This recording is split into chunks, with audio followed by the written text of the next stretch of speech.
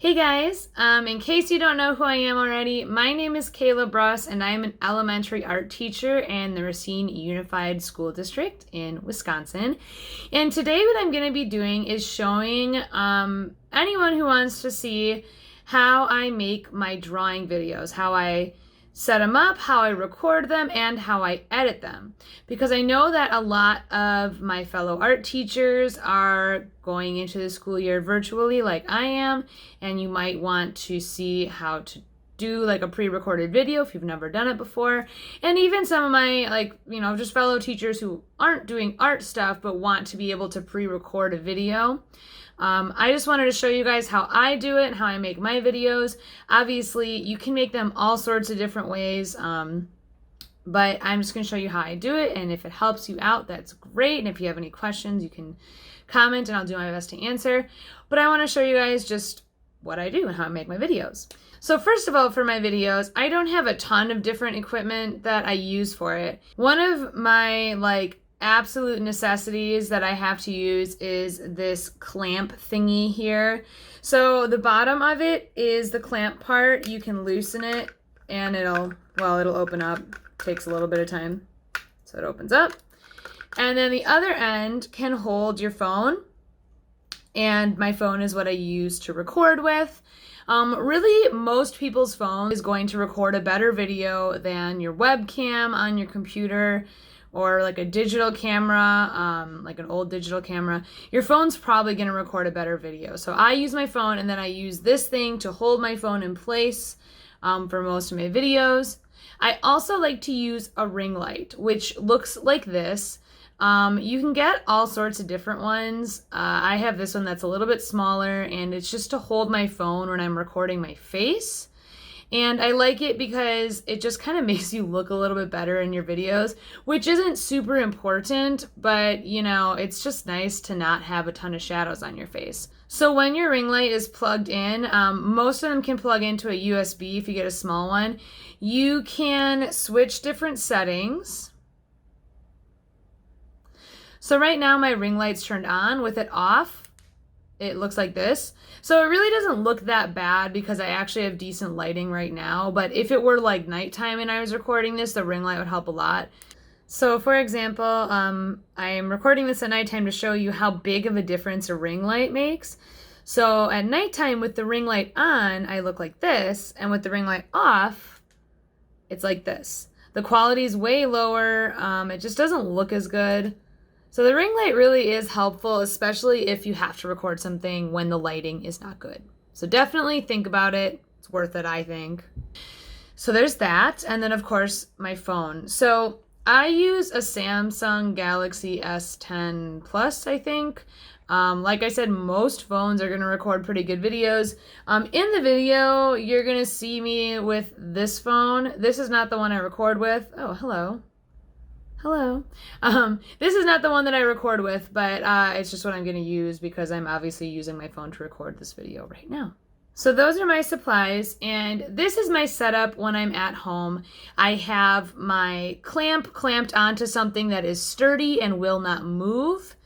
Mine is facing downwards because I use this to record when I'm drawing.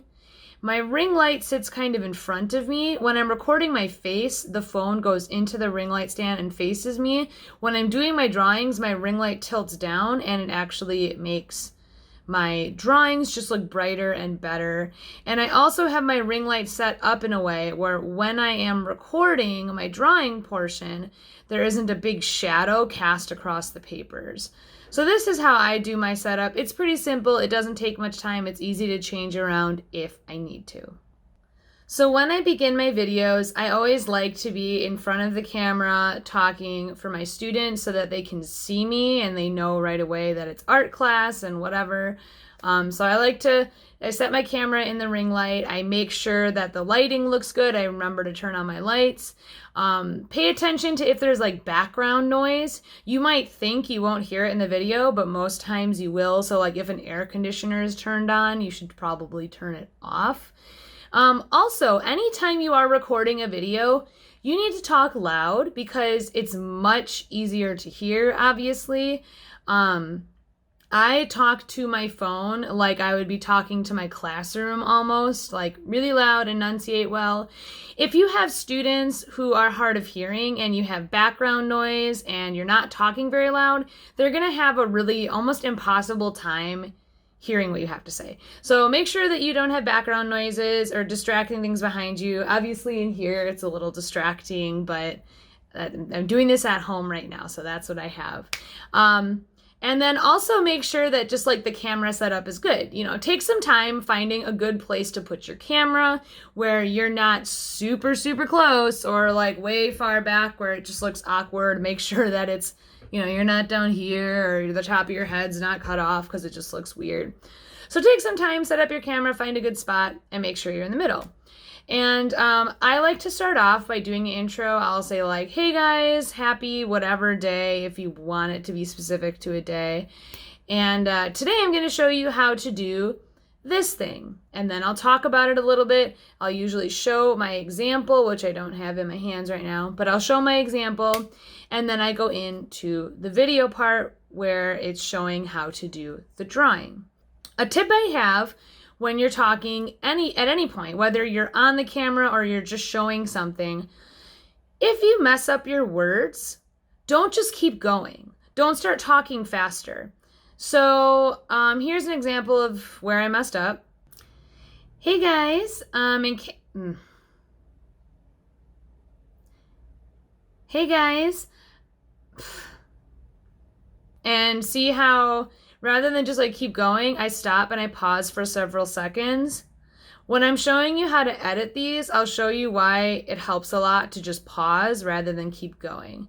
So if you mess up, it's fine. Just stop, pause, maybe start your sentence over again, and then keep going. It does help to kind of plan out what you're going to say ahead of time. And when you're talking, I like to kind of like think everything I'm going to say before I say it. If you're just kind of talking, you're going to end up like rambling and saying a bunch of random stuff that you'll have to cut out later, or you'll just have to re-record the whole thing, which is annoying. So take your time when you talk, think about what you're going to say before you say it. And if you do mess up, which happens, I mess up like every time I do a video, just pause and wait for a few seconds. Also, when you are recording your face, try to look into the actual camera. It's really tempting to just stare at yourself when you're recording, but then it looks kind of weird. So see, I'm not staring into the camera. It looks kind of strange. When I'm looking in the camera, I look more friendly. If I smile, it looks like I'm smiling at you. So look into the camera. Try not to stare at yourself. All right, so once I'm done recording my face, I'm going to start recording the drawing portion. Now, when I do the drawing portion, my phone is up in the clamp and facing down. When you have it up in the clamp, if you're doing a similar format to me, make sure that the camera is recording horizontal. Also, I'm going to show you how you can like zoom into part of the video or rotate the video. So when you're trying to set this up, you don't need it to be completely perfect. It's okay if it's a little askew. I just make sure that like, okay, my picture I want is in frame, that's fine. And then when I edit the video, I'll just zoom in a little bit. So when I'm doing my drawing thing, again, an important thing to make sure of is make sure that you don't have any lights that are shining directly on your hand that'll cast a shadow across your papers. Some things to be aware of if you're having your camera tilted down like I am, make sure that you don't put your head into the frame on accident. So just like be aware of if you lean forward to do something, you might get the top of your head in there, and that's not something you can easily edit out. And also, don't be afraid, like if you're doing something like coloring something in, something that takes a long time, you can keep it recording the whole time because I'm going to show you how to fast forward through things. So you don't need to like turn it off and on and stuff, but you also can think like, is this important? Do I even need to show this? And if not, you know, cut your camera off. With elementary students especially, you really want your videos to be no longer than 10 minutes. So, you know, try to keep the time shorter. So if that means you got to cut some stuff out, cut some stuff out. Otherwise, though, you can just fast forward, and I'll show you how to do that. All right. So after I've recorded all my footage, you might have like 2 or 3 videos. You want to get those on your computer. You can use a USB cord to connect your phone to your computer.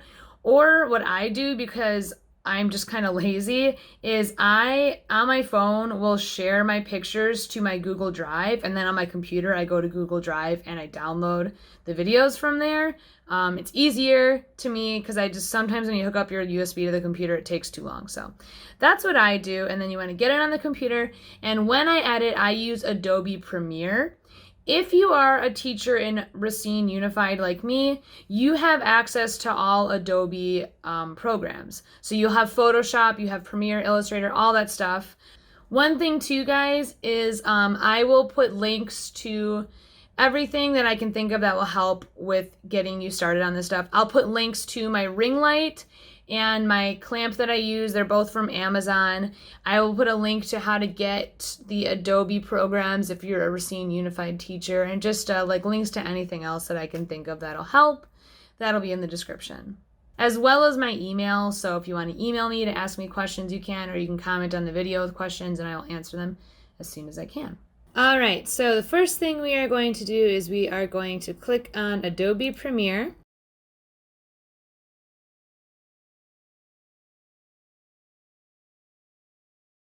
And what we want to do when we open this up is click New Project. And then I like to name it something. I'll just name it Instructional Video Project. And then location, I like to pick a folder for it to go into. I'll put it in this folder called Doodle. And then I hit OK.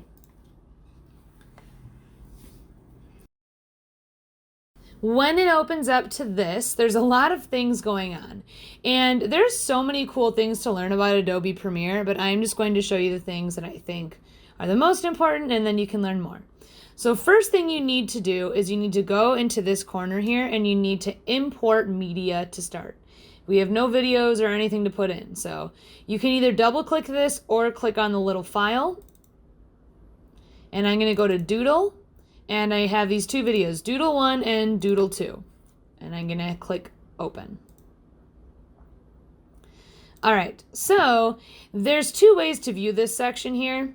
I'm on Icon View where I can see the icons, or there's List View where it looks like this. Icon View is obviously nice because you can actually see what they are. However, my computer runs really slow if I use this. So I usually leave this open and click and drag the file that I want. But if you notice, it's kind of frozen. If I click List View, it automatically like updates and it's working better. So I just almost always use List View and then just switch to Icon if I need to like see what the video is. All right, so now that I'm in here, I'm going to show you the different parts. This is showing you like what your video is at whatever point. This here, I don't really know what it's called, but it's a little bar that you can move to kind of work on different parts of your video. This here is my video file. The top bar in the video section is just the video. The bottom bar in the audio section is audio. See, there's a V for video, A for audio. Usually the video and the audio are connected. You can separate them from each other, which I will show you later how to do. But for now, they're the same. If I click on this, either the top or the bottom, and I move it, they're gonna move together. All right, and then this here, this little bar, if you move it to the right, it's going to squish your timeline, which is nice if you wanna move forward a lot quicker. However, if you want to edit a really precise part, you're going to want to make this bar kind of like a little smaller, and then it ends up making your timeline much bigger so you can kind of fix small little parts if you want to. You're going to notice me moving this bar around a lot while I edit. All right, so right now I want to work on my intro to the video where I'm talking about like, hi, my name is Miss Bruss, this is the project. So as you can see here, I was talking, and then I got distracted or something and I stopped talking. So remember when I said earlier, if you mess up, rather than just keep talking, stop. Stop talking, because then when you look at the audio, you can see spots where obviously you messed something up and you know to go right there and fix it. So first of all, I'm going to get to the beginning of my video. I'm just messing with my hair for a while. Hey guys, welcome back to art class with me. Okay, so I obviously messed that up. I don't want to include that. I'm gonna move forward. I see here, I did it again. Hey guys! Okay, so anyway, all right, here it looks like I'm good. So I'm gonna go to right before. I get kind of zoomed in on the timeline a little bit more so that I can have this start right here. I want my video to start right when I start talking. To separate this from this, I'm going to hit Control K. Now I'm using a Windows computer, so if you're using a Mac, it's going to be a little bit different keys, but it's pretty much the same. So Control K cuts it. I'm going to click on this one where I just messed up and was messing with my hair and hit delete, and now it's gone. Then I'm going to select my video and just slide it over so it's at the beginning. Hey guys, welcome back to art class with me if you've had me before. Okay, so now that's pretty good. Now it starts right away. I'm going to look in here for some of the parts. I know I messed up a couple times. I'm going to go over here where I remember doodle. I got distracted by something there, apparently. So this part I don't want in here. I want to cut this big empty part out of my video. So right where I basically stopped talking. Doodle. I'm going to hit Control K. And then right back here where I start talking again. So I'm going to show you about... So I go here where I'm starting off, and I know it's good because I can see I talked for a while after. I'm going to just select this, delete that whole thing out. And now normally I would listen to the whole thing through, but I'm not going to do that for this video because that would be quite boring. I'm going to go, let's see, to about here. It started. So that's where I said, let's get started. Control K. I'm going to delete this whole part off. Now this has my outro. I can add it back in later. I don't need it right now. So got rid of it. Now I'm going to click Doodle 2 and put this in here. Okay. So there's a couple problems you can see right now. First of all, my whole thing is upside down. So that's no good. But before we fix that, what I want to do is I want to get to the start of where I'm talking. Looks like about here. All right, so I start talking right there. Control K, delete that extra part off, and I'm going to slide this over. Now, if you need to zoom in, rotate, any sort of like change to the video, you want to do it before you start editing the whole thing and cutting it into parts, because you're going to make it significantly more difficult if you cut it into parts before doing this. So now we're going to go up here under Effect Controls. If you're selected on any of these other things, get off of it, go to Effect Controls. Make sure that the correct video is selected. And first thing I'm going to do is go to Rotation and put my mouse over the number. See how it turns into those arrows in the finger? Select it and slide it. And I'm just going to get to like 180 or 181. If it's just like slanted, then, you know, just rotate it till it looks good. And then I'm going to go to Scale and zoom in a bit because I don't like all this extra stuff around it. So I'm zooming in a bit. Position, I'm going to move it over, and then I'm going to move it down. And we'll zoom back out because it's a little too close. There we go. Perfect. So I got rid of a lot of the distracting stuff around it. I flipped it over, and now it looks good. The one extra thing I like to add for my drawing videos is I like to change the brightness and the contrast. So I'm going to go over here to Effects and type in Bright and just double click on this thing that says Brightness and Contrast. It appears back over here under Effects and Controls. For my videos, I've messed around with it a lot, and I found that I usually just do 25 for both, and it looks good. So 25 brightness, 25 contrast, and see how much brighter and nicer it looks with that on. I'll take it off again. It's a lot more dull. With it up, it just looks way better. And also, if you're drawing in pencil, you kind of want the contrast higher because otherwise the pencil might be really hard to see. So do that, but make sure you do it before you edit your video too much or you're going to make it really complicated. Okay, so I showed you how to do cuts and get rid of things that you don't need. When you're doing a drawing video, there's a lot of time where you might be doing something that the students really don't need to see you do the whole thing in real time. For example, draw out the big shape of your object. Here, I'm drawing a bunch of leaves, which I think is good for my students to see, but they certainly don't need to see it moving this slowly. It takes away time and it also has them lose interest. Something we learned about in our PDs is that any videos that are basically longer than 10 minutes are going to lose a ton of interest really fast.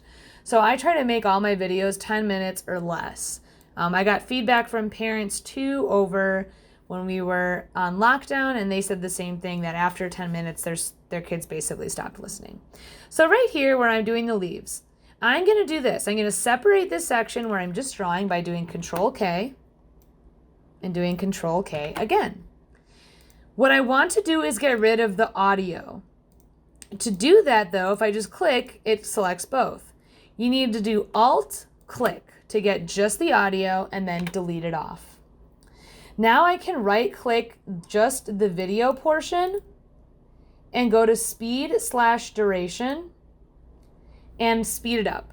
You can make it as fast as you want. Don't be afraid to do like 500 or even faster. So see, I made it way shorter. I'm going to select my video, slide it over, and now watch how it looks. Your object. So it goes way faster. However, the students are still seeing the same thing, and you're not wasting your instructional time by having them, watch something at normal speed, which is kind of pointless, really, for what we're doing. Now, there's plenty of times I'm going to speed up the video, obviously. Again, I'll do one more, Control K. Control K.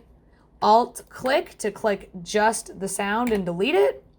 And then speed duration, whatever speed you want. Move it over and, it's sped up.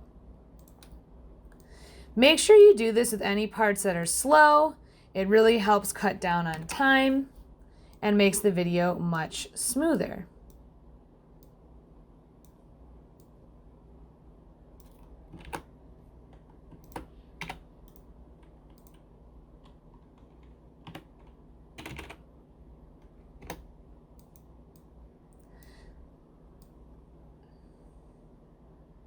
Be shaped like a real thing, or they can just be random shapes. But go ahead and have fun, you guys.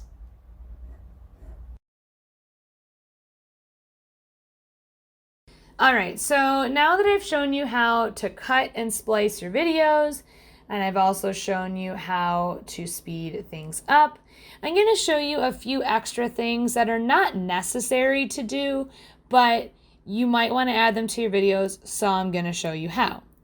One thing I always like to add to videos is I really like to add background music. Now this is something that you need to decide if it's right for your lessons. If you have a student who's hard of hearing, they might want to have no background music at all. I always put it in, but I put it in very quiet. So I'm going to double click in here. I need to go to the music sounds I have. I will put a link in the description to where I get all my royalty-free music from.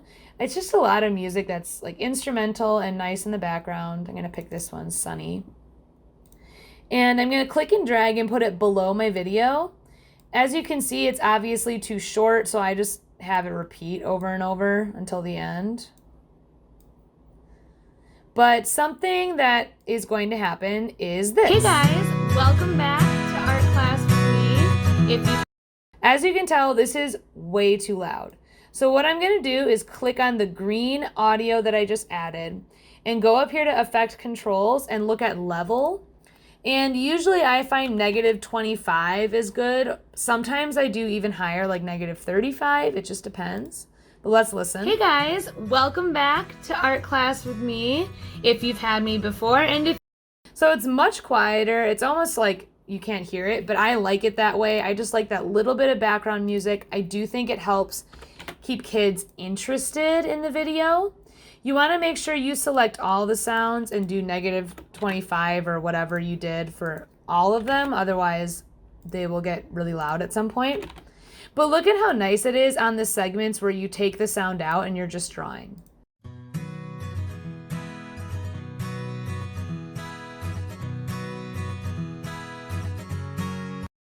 That's really why I like to add it. I think the music is just kind of nice and soothing. Not necessary, but it's nice to do. Another thing you can add is you can add pictures or videos on top of your video if you're talking about an artist or just you want to show something.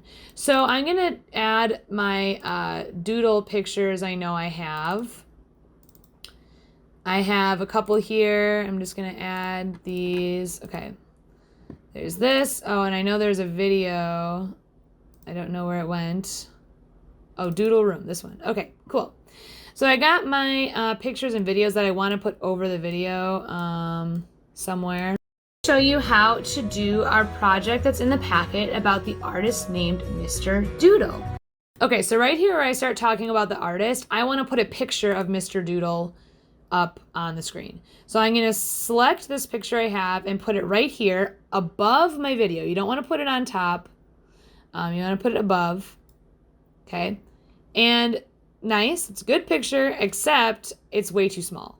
What I want to do, select the picture and zoom way in until it fills the screen. This is a square picture, so it obviously doesn't fit perfect, but it's fine. And then I can, move it around with position, just like I did with my video earlier. And there we go. So now while I'm talking, Mr. Doodle is an artist who is from England. And while I'm talking in the video, you'll see the picture. Now, just something to note, you guys, sometimes the quality will look bad, like you see it does right there. When you export the video, it's going to look fine. It just looks weird then. You can also overlay a video on top. Now this video I'm putting on top has no sound. If it did have sound, I would have to alt-click and remove the sound from it. But see how, okay, I'm talking. The word doodle kind of means like when you do a bunch of like small, quick little drawings, you usually don't spend a ton of time doing. So this way I can have a video and a picture showing while I'm talking, but it also helps to cut down time because, again, we just want our videos to be short and quick and easy for kids to grasp, and this is a way to do it. So that's a few like little tips I have for adding in pictures and videos. There's more effects you can use, and if you watch my final video that I upload to YouTube, you'll be able to see like how the final thing looked and some of the effects. So if there's more things you want to learn that I did, just ask me. So when you're all done and you've edited, you've watched the whole video, it's good and it's perfect, what you need to do is you need to save it as a video file. Right now, it is not saved as a video file. If you look up here, you can see instructionalvideoproject.prproj. That's a workable file. So that means if I want to edit or fix this video or change it at all, I can open this and work on it, but I can't upload this to YouTube. You need to go to File and Export and Media to turn it into an actual video file. Click that. And this is a lovely here. They're perfect. Okay, now what you need to make sure is that format is at this one, H.264. If it's almost any of these other ones, it will not work very well. This one, you want that. It's basically MP4. Output name, if you care and you want it to have a name that's not a bunch of numbers, click on that. You can also select where the video goes. I'm going to name this Mr. Doodle. Save. Okay. And now one thing to make sure of, see this bar here, if for whatever reason you have like it moved over, it's going to cut off part of your video. So just make sure it's selecting the whole thing. And that's basically all you need. Make sure the format's right, make sure this bar is stretching across both sides, change the name if you want. Then you're gonna click export. And it'll look like it's going to go very quickly. However, it is not going to go quickly because as it gets close to this, then it starts over and it does this very slowly. Exporting a video takes a long time. This 10-minute video is probably going to take at least 10 minutes to export. So make sure that you don't need the video like right that second when you export it. Do it ahead of time. All right, so when you're ready to upload, you want to go to youtube.com. Now yours is gonna look different than this probably, but either way, in the upper right corner, you're going to see a little icon like this. It might say create, it might just look like this. Click it and do upload video. Select file, pick the correct one. And then you can change the title if you want. You can put whatever you want in the description. For me, I'm just going to explain what this is real quick.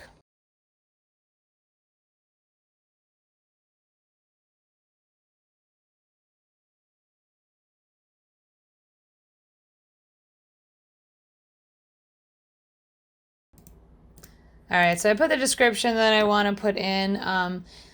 I usually do the same thing. I put my email, the Facebook, because back when we were doing this in spring, I had a Facebook page, so it was easier for parents to see updates. But there's my description. For a thumbnail, you don't need to do anything. It'll make its own. I like to make a thumbnail, though, because otherwise it might do a really weird freeze frame, so choose if you want to put one in. It's not important. Playlist is not important unless you want to maybe make a different playlist for different types of things.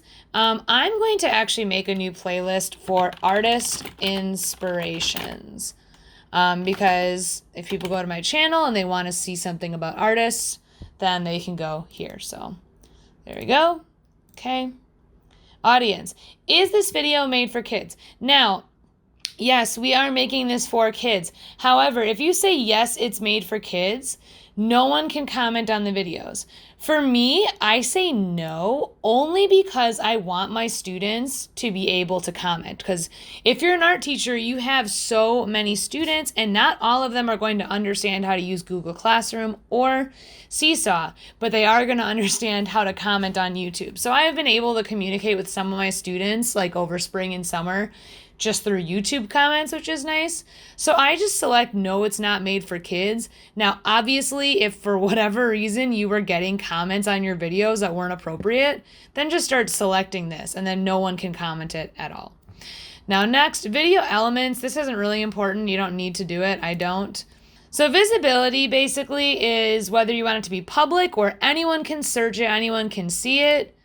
Unlisted, which means only people you give the link to can see it. You don't want to do private because then only you can see it. Or you can do schedule if you wanted it to upload at a certain day at a certain time. I do this sometimes for my videos. For this one, I'm just going to do public because I don't need it to go up at a certain time. And then you hit publish.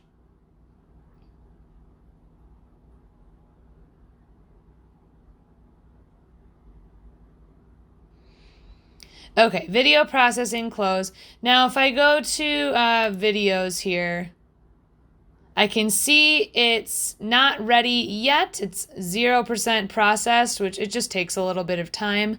But once it's done, it will be public. Anybody can see it, and I can send it to my students if I want to.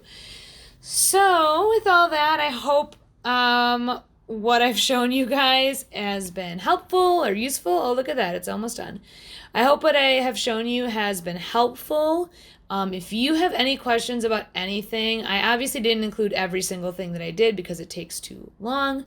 But if you have any questions, please reach out to me. Either comment on this, email me if you want, or whatever. I will help you out. But once it's uploaded, you can click on it. Oh, there's the link. Hey guys, welcome back. And here's my video. Hooray! All right. Let me know if you have questions, guys. Bye.